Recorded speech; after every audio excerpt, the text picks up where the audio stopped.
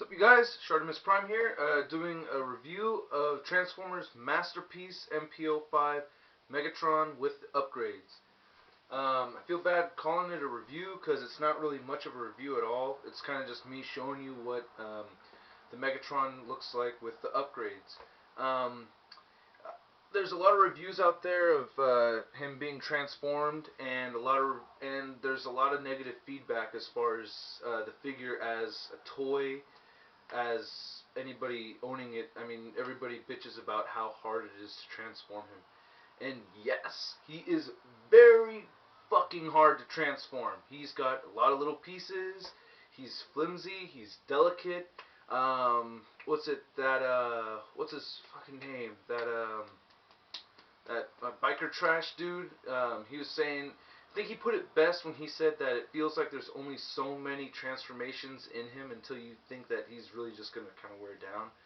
I agree with that. You gotta, I mean, when you transform him, you gotta really take your time with it, and it's a hassle. But you know what?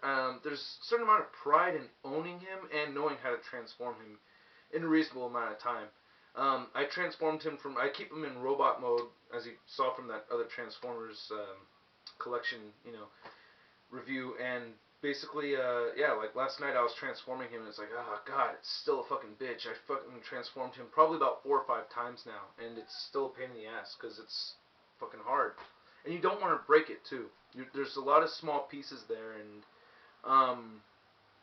it's not one of those things where I could really say, like, oh, they should have just done this instead, and then it would have been perfect, because the engineering of the motherfucker is amazing. It's really, really cool. Like, the way they did it. I still love the figure, but I honestly would not like it so much if I did not get the upgrades with it. So, let me show you what he looks like, and here's the other reason why I'm doing it, too, is because in pretty much all the reviews, it's, you get the gun is about this close to the camera, you know what I mean? You don't really get to see, full body. So here, let me go grab it. And here's a Megatron. Yeah, so here he is. This big-ass motherfucker right here. It's really cool to hold. It feels like you're holding like a small rifle or something, Kind of like a small rifle. There's a light. But he's I'm not a huge guy. I'm a relatively good sized guy. I'm like 5'10". So, you hold this guy and really, feels massive. Put it behind the white wall right there so you can really see it. But it's a big ass fucking gun. It's really cool. I really like having it. And when you hold it like this, it feels cool. It really feels cool.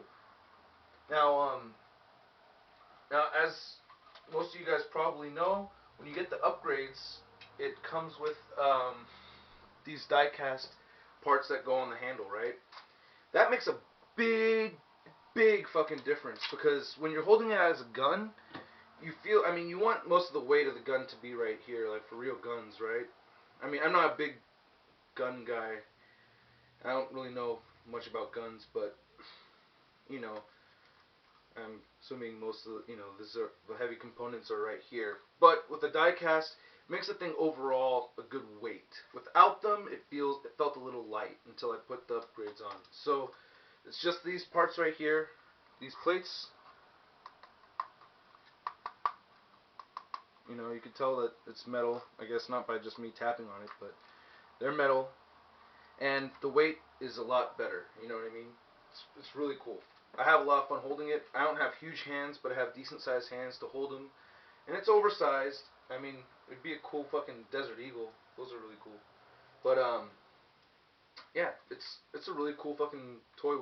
I like it a lot. I would bitch so much about it if I didn't have the upgrades. That's basically my point. So if you're gonna get him, he costs like $100.